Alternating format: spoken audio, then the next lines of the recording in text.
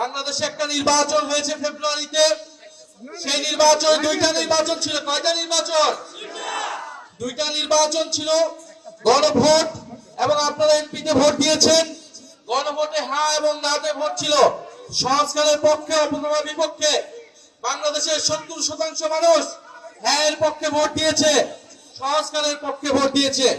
কিন্তু এই সরকার, এই বিএনপি সরকার গণভোট এবং জুলাই সনদকে এখন অস্বীকার করছে, জনগণের সাথে প্রতারণা করছে, জাতির সাথে গাদ্দারি এবং বিশ্বাসঘাতকতা করছে। প্রিয় এলাকাবাসী, আমরা 5টা দাবি নিয়ে এসেছি। এই গণভোটের গণরায় বাস্তবায়ন করতে হবে, যার মাধ্যমে সংস্কার হবে, দেশে পরিবর্তন হবে, যেটা আপনার আমার আকাঙ্ক্ষা ছিল জুলাই গণঅভ্যুত্থানে। যে আকাঙ্ক্ষার কারণে আমরা এই পরিবর্তন দেখার জন্যই শেখ হাসিনার বিরুদ্ধে রাজপথে নেমেছিলাম।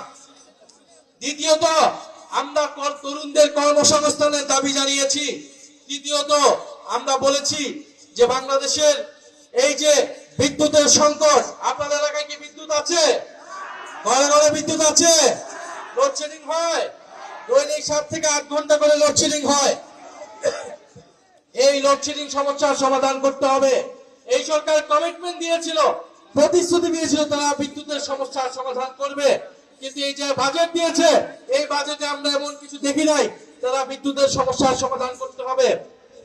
ফলে অবশ্যই ঘরে ঘরে বিদ্যুৎ দিতে হবে এবং দ্রব্যমূল্যের নিয়ন্ত্রণ করতে হবে, মানুষের নিয়ন্ত্রণে অধীন আনতে হবে।